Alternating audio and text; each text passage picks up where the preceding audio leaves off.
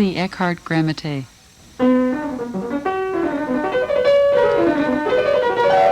You see, now, you have only fourth here. You see.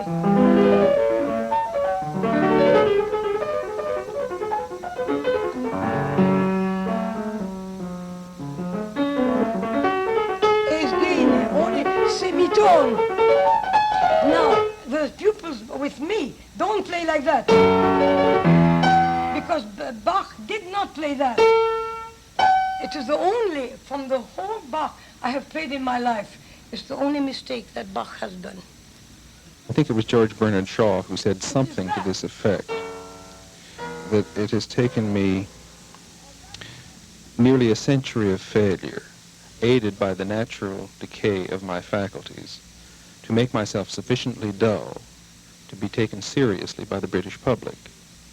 I often think of that when I think of Sonia Eckhardt-Gramatté, that here we are assembling a tribute to Sonia Eckhardt-Gramatté, and it seems to me that for this remarkable lady, it has been rather an uphill struggle in this great country of ours, for the simple reason that she's been too interesting for us.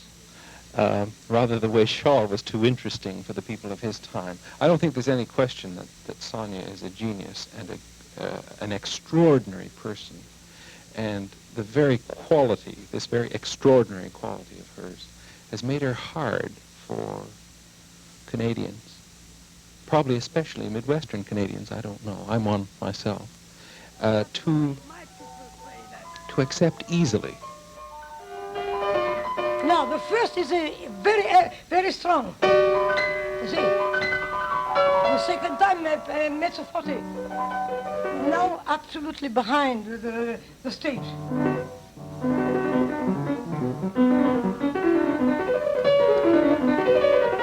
And then.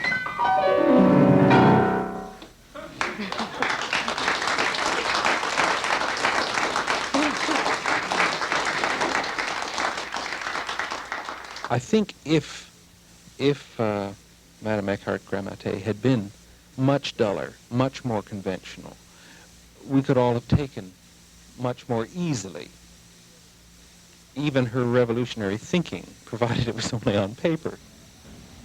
Oh no, I never lean on Weber. No, and so on, you wouldn't on Howard. really ordinarily Oh, I use the think, word of course, spin. when I do that.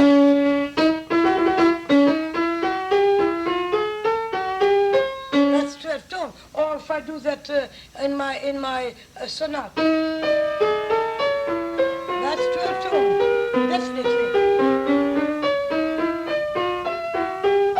But you see, the 12th tone, the way like they take it, rigoroso, then it is always an extension.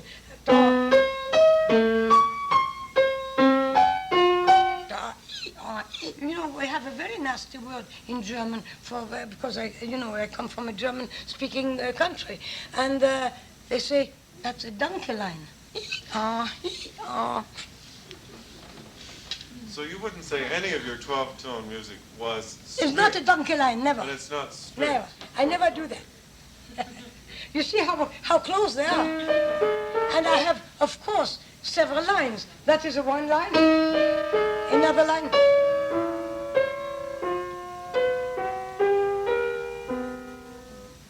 That's the principle.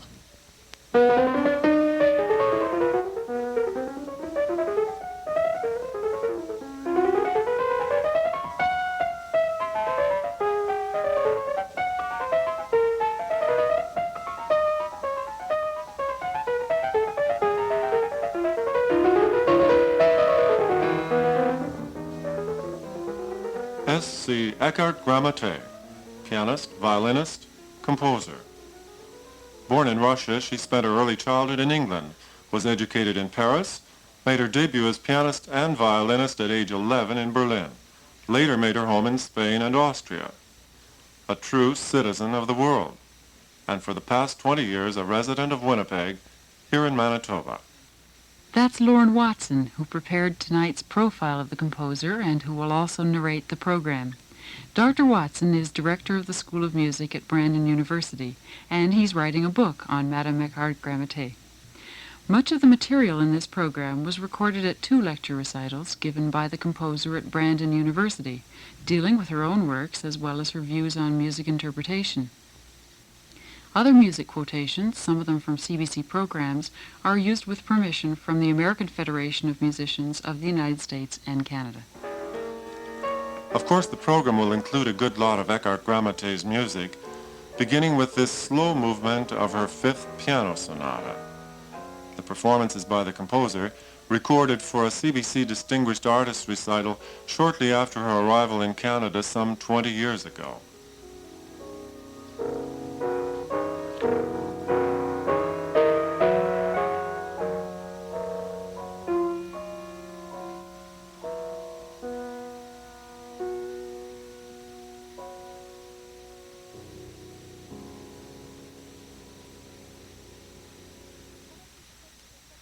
The violin, the concerto, is it's written on, was inspired on 6 notes, and they go like this.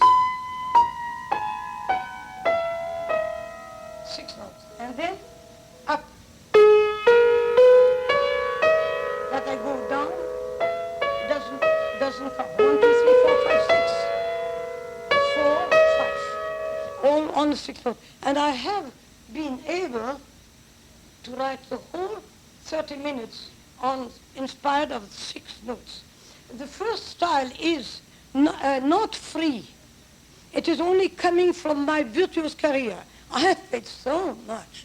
I have, and Mendelssohn, and Tchaikovsky, and Saint-Saëns, and all these things, so much that I was really virtuoso. And when I was tired, of course, to play always the same thing. So that,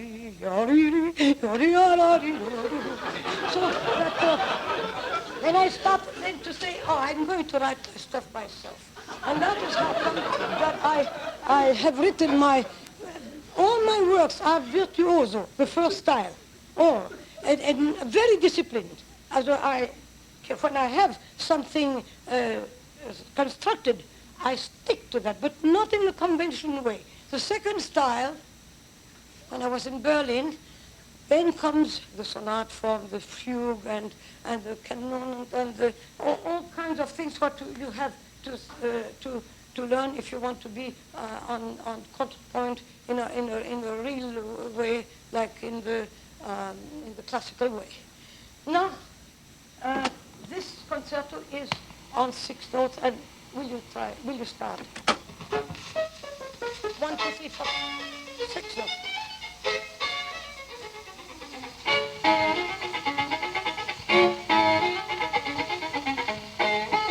On the G.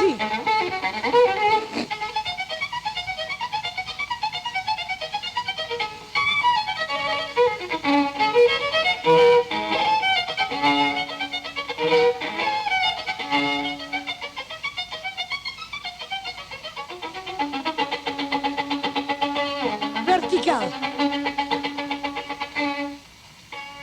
Yeah. Still 6 notes.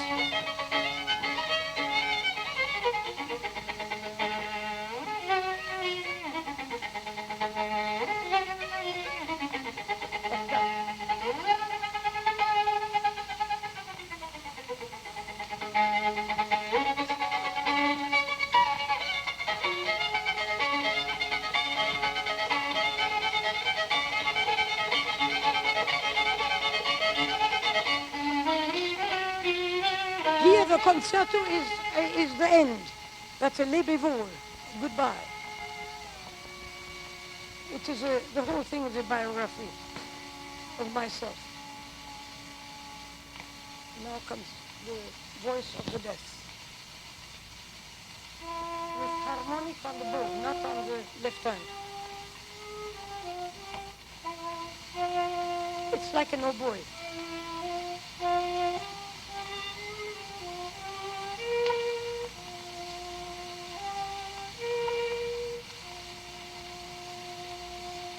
In the ear.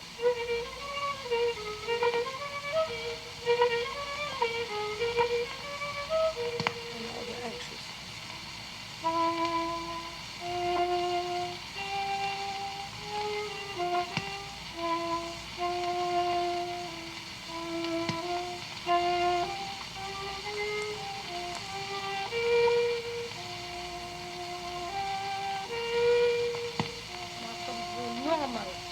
violin, a procession. It's very different.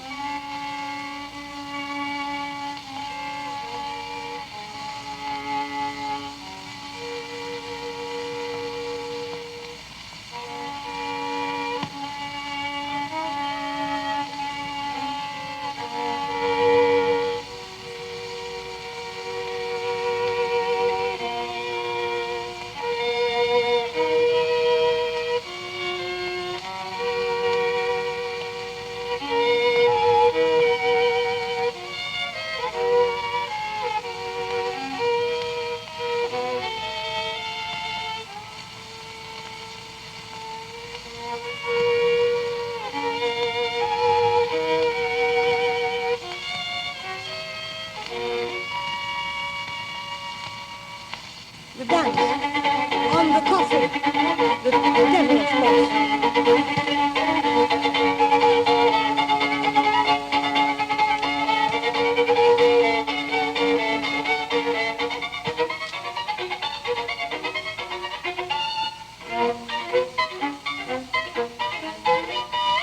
He laughs.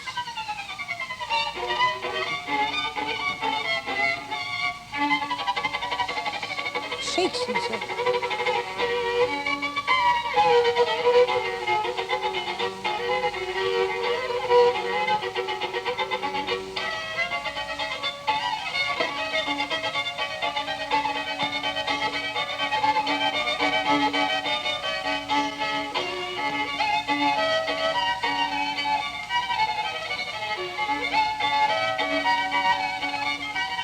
So he got one solo more.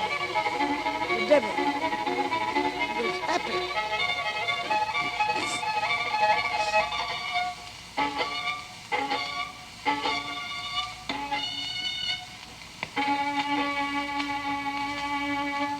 So this is the coldest. Oh, thank you. Thank you very much.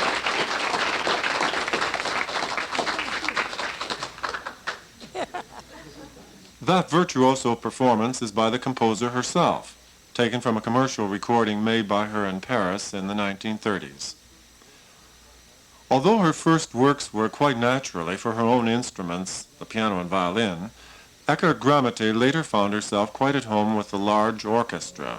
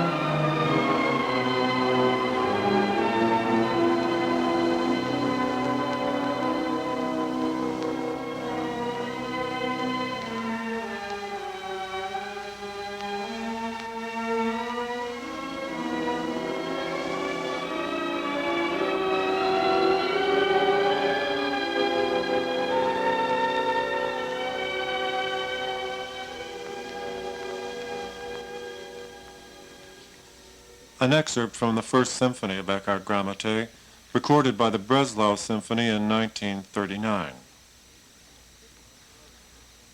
In the triple concerto, the big orchestra of Mahler is replaced by one of more neoclassic dimensions. The work won for the composer the Austrian State Prize in 1950. It's scored for strings and timpani with trumpet, clarinet, and bassoon soloists. The performance is by the Vienna Chamber Orchestra under its conductor, Lischauer.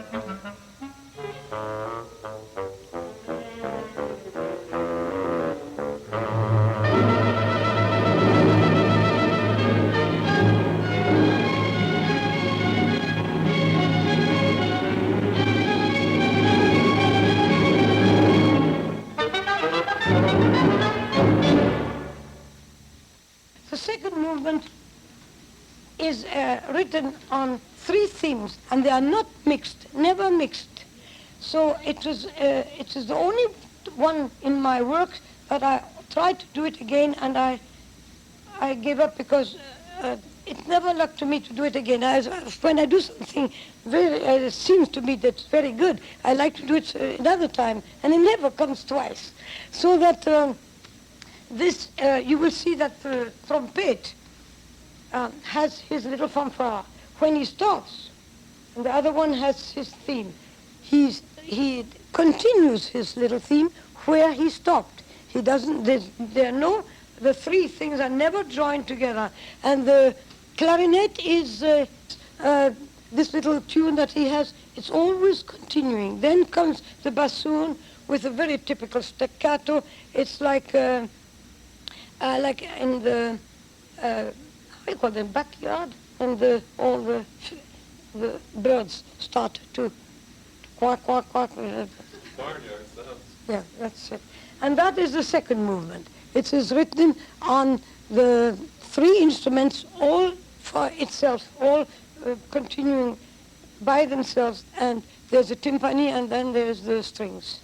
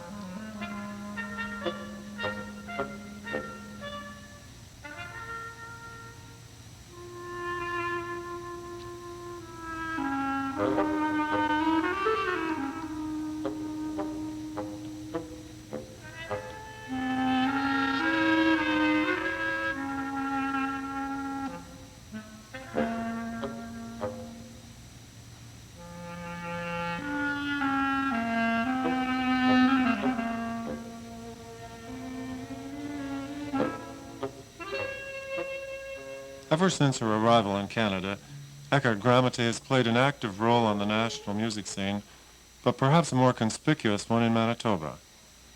A colleague, Peggy Sampson, now on the music faculty at York University, recalls her early association with the composer in Winnipeg. I first met Sonia Eckhardt-Gramatté when she had been in Winnipeg for perhaps a year. She was going to do a broadcast for the CBC, performing her own works, and I think she was glad to have a domestic audience on which to try the thing out. I was absolutely staggered by her playing. They were living in a rented house, rented and furnished, and her great piano was fitted very uncomfortably into one of the not very large rooms, and it was quite incongruous. So also was the way she played, which of course was the playing of a great artist, and it didn't really fit into the suburban atmosphere of that part of Winnipeg at all. I was totally staggered, and we really made instant friends. Later I found out that she was quite equal in prowess, in virtuosity, in profound understanding on the violin. In spite of the fact that she didn't want to perform anymore in public or even in private, her own ability on both instruments was quite indestructible. There is this very strong, almost quixotic character that exists not only in the music but in Sonia herself. And Victor Felbril, formerly conductor of the Winnipeg Symphony Orchestra, currently resident conductor of the Toronto Orchestra. Known as a character. And I don't mean that in a derogatory sense. There are too many people who fit into very nice, neat pigeonholes, but she certainly does not. And you take it or leave it, but there is a very strong character there which permeates everything she does, whether she's speaking to you or whether she's writing music. So that's Sonia. I think anyone who's ever met Sonia can't help but say she's one of the most energetic people you ever meet. She's about 5'2", I think, and with the energy of 10 people, all bursting Keith in McMillan, directions and director of the Canadian Music Centre in Toronto. sometimes a little too much. Sometimes I think she might well temper the incredible energy of the music with quieter moments of repose, which would then highlight the energetic quality even more. But this, I think, is certainly the salient characteristic. And coming from such a small person, and of course it's great fun when she's around because you never quite know what language she's going to speak. She speaks Russian, German, of course. I believe they speak German at home, French, and English, of course. And it's very funny to hear her bouncing from one language to another. Sonia, of course, lives in Winnipeg, and I live in Toronto. And, of course, at the Canadian Music Centre, we have our business there is Canadian composers, and Sonia is one of our prime composers, as it were. But I've often wondered what it would be like to live in the same city as Sonia. I mean, she's such a tremendous bundle of energy. I think she would wear me out if she came into the centre even more than once a week. She would just wear me out completely. After I stopped being a music critic in Winnipeg, Ken Winters, formerly music critic with the Winnipeg Free Press and the Toronto Telegram, now associated with the Ontario Arts Council. once or twice, oftener than that, and usually for lunch.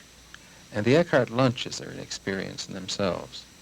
Ferdinand fries bananas, and Sonia helps cut up all the radishes and things, and the two of them get together and they make a marvelous, marvelous lunch, which is like a whole delicatessen store. Everything you can think of, all the ham, all in little rolls, and everything beautiful.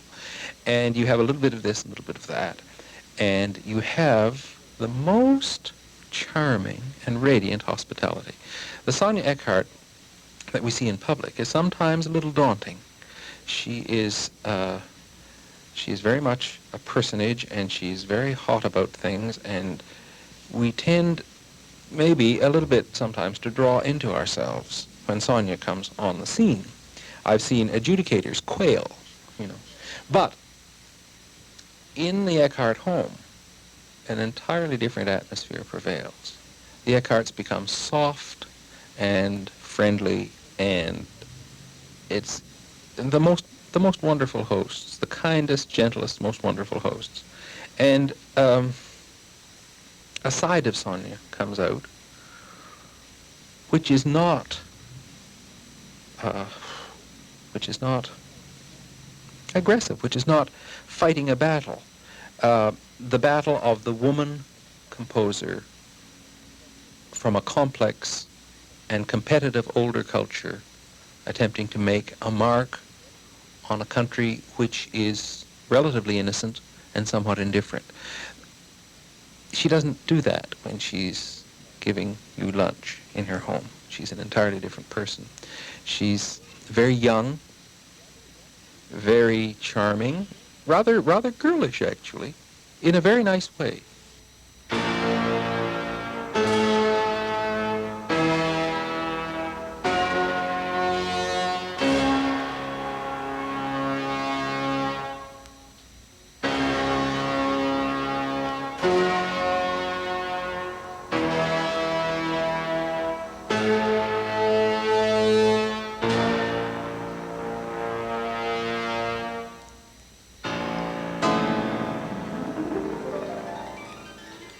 Eckhardt-Gramatté's Symphony Concerto. Two persons closely associated with the work are John Roberts of the CBC, a staunch defender of the composer, and Anton Querti, pianist of the faculty of Toronto University. The work created a tremendous impression at the first performance. The audience response was quite overwhelming, and I think, as is generally known now, the work later was turned into a recording and issued by RCA Victor. She has magnificent ideas about the technique of the instrument, and it's quite stunning to watch her sit down at the piano and play a whole scale of octaves, just rattle them out of her wrist, and she gets up laughing and says, "Oh, that's easy if you know how." Now, her music, too, is full of her personality. And I think in this sense, in this and other senses, she's a very successful composer, because this is one of the hard things, and I now speak also to some extent as a composer myself, one of the really difficult things to achieve, and one of the measures of success as a composer, is, are you really expressing something which is not only original, that's not so important, but which is authentic, which comes from your own heart and your own mind. And I think, I have no doubt that this is true of Madame Eckhardt-Gramatté. Now, my main experience relative to her music has been in the performance of the symphonic concerto. I can say that in many ways it was really a pain in the neck.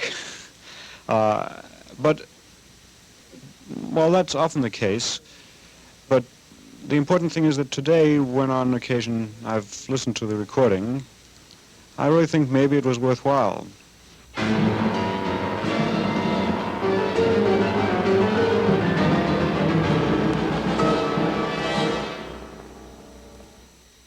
The third movement is again a chase, because I feel that we are all the time chased in this life. And so I have been I have written also this little thing that what he played, you know. It is a chase. Well, and then at the end, stopped, because we never know when we die. We just stop. And that is that. That's the effect. But I don't tell that, because that would be program music. I don't write any program music. I write music.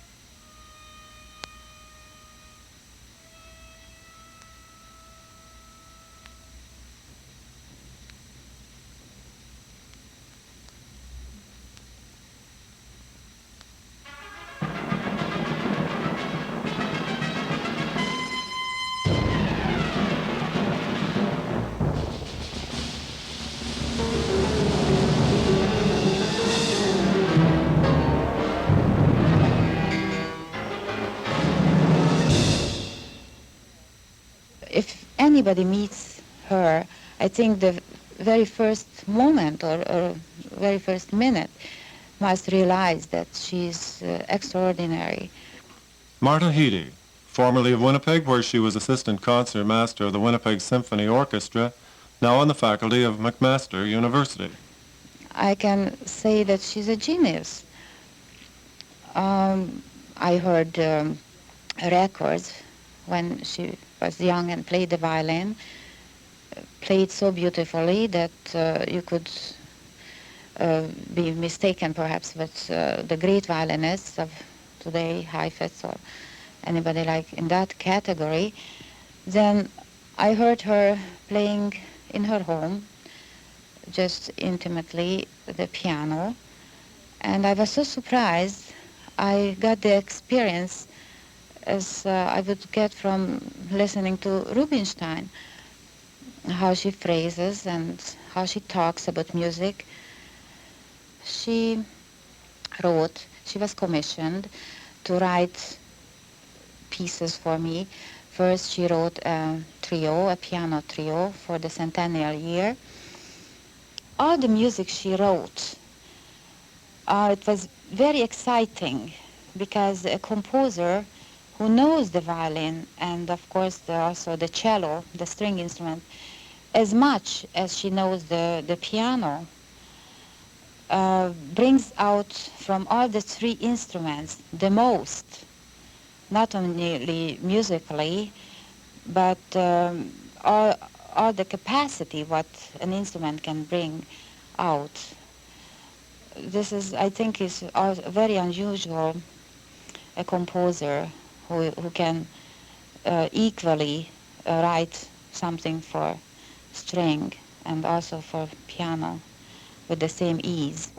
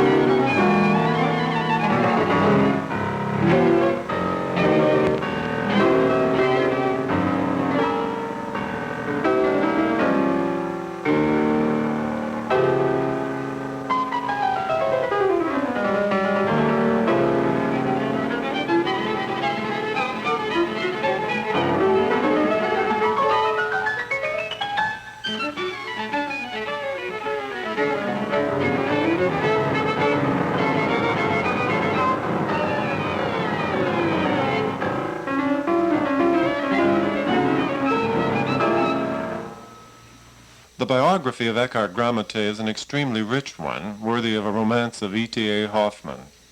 She was born in Russia, the daughter of Katerina Dekeshevskaya, herself an art student of the great Russian pianist Anton Rubinstein. Sonia's mother was in the employ of Tolstoy as the music teacher of his children. When a crisis arose making it necessary for young Sonia to get out of the country, Tolstoy arranged for her to go to the community he'd established in England for expatriate Russians. Following a few sad, lonely, undernourished years in England, Sonia's mother came one day and together they set out for Paris, where they made their home for some time. I know every nursery rhyme. So it is really the truth that I know them all shows that I have been there really living in a kindergarten. Either old Mother Hubbard, she went to the cupboard, or Jack and Jill went up the hill. I know them all. So I don't even know them in French, because when I came at about 5 years old, I came just about around 5 years old to Paris. I was so sick and so underfed because I was always on my own in England and I didn't like my foster parents, so I was never really fed. I fed myself and climbed all the trees to nourish me from fruits. So I'm really like a squirrel.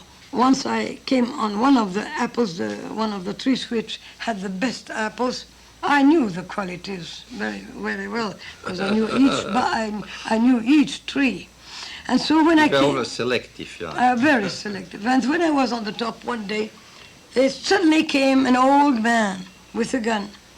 And I didn't notice him very much. It didn't trouble me. I was savoring my apple. And suddenly he said, "You rat!" and looked at me up. "You rat, you just come down right now." I said, "I'm not yet finished. I have not yet finished my goody apple. So, if you don't come right away now, I shoot you down." I looked at him down. I was on the better position. And I said to him, "You just try." And so he went away. He wouldn't have shot me. I knew it. When we were in Paris, my mother, we were very poor. We had only 100 rubles, which was at that time not so bad.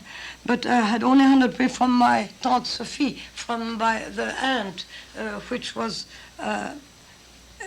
after her. She was such a genius on mathematics that she was a professor in the university in Kiev. Now, she could send to my poor mother, we fled to Paris to save me from London, where I think that if my mother would have died meanwhile, and I would have stayed in London, and nobody would have taken me away from there, I would have been lost. I certainly would have I would have loved music. You can't cut off a talent. The talent is there. I would have been a music lover, but I would have never been active. And then when we were so poor that my mother could only get a little mansarde under, we say in French, sous les toits de Paris, then she gave lessons. And I was very fortunate that one of the ladies who came very often for lessons, for piano lessons, was one of the professors of the Lycée Fénelon. It's the highest place where you can learn in Paris. And this, she made a kind of deal with her that she will not be paid for the lessons, but that she will take me as a pupil. So I did never go to school. I've never been in school in my life. I'm not completely illiterated, but it was a kind of a tutor at home, and other people have to pay lots of money, and my mother gave only the precious piano lessons. And so, to not make the lessons that the pupils, when the other ones came, very embarrassing, she hid me under the table, so that while she was teaching the piano, she put blankets all around the table, and I was underneath. Nobody did suspect that a human living person is underneath. And it was very boring to wait a whole hour or 2 hours or so. And so I had prepared under the table all my toys, what I needed, and mostly I have cut off from paper a kind of pupils as little dolls and banks, so that I had a class under the table. And when I heard entre la troisième ligne, entre la quatrième ligne, comment s'appelle-t-elle cette note? Ça s'appelle Do. And I repeated very. Now, who of you can tell me how is it called between the third and the fourth finger? How is that note called? You don't know. Now, tell me. Can you tell me that? Do. Yes, very well. And I hear that. And then, if you can tell me for the next lesson, very quick, mi, sol, si, re, fa. And then you can reverse it. Fa, re, si, sol, mi. Tell me. Can you now repeat that? Mi, sol, si, re, fa. And then fa, re, si, sol, mi. Very well. No. Fa, re, do. No. Fa, re, si. Fa, re, si, sol. And that is the way that I learn the notes.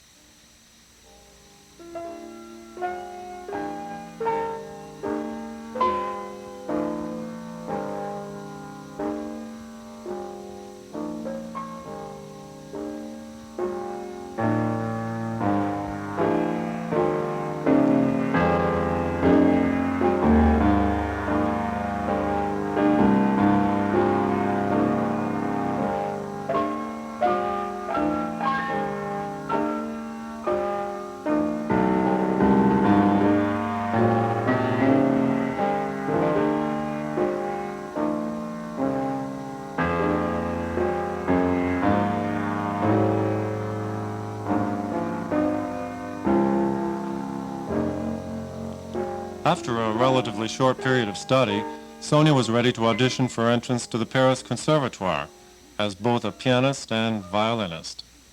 We were very poor and I had no real shoes, but I had a wonderful violin keys that the Tante Sophie sent me. Those are Filt's shoes. Russian felt shoes. Red shoes, so that I was kept beautifully warm, but you'd never hear somebody walk in it.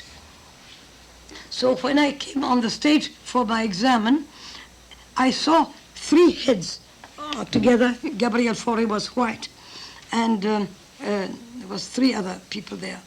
As 4 people were talking. Now it's coming. I guess they said, there's coming somebody, a little girl who just made her exam for the violin. Oh, stupendous.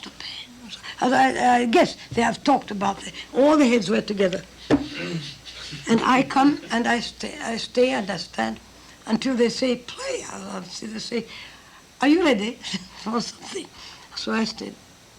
I did not yet sit on my piano.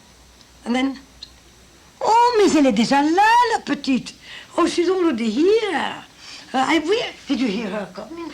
No. Did you hear her come? No. Because they didn't hear my ears, nothing. Because I came in violin keys. Violin keys you'd never hear, because people walk. And then said, alors s'il vous plaît, mademoiselle, commencez quand il vous plaira.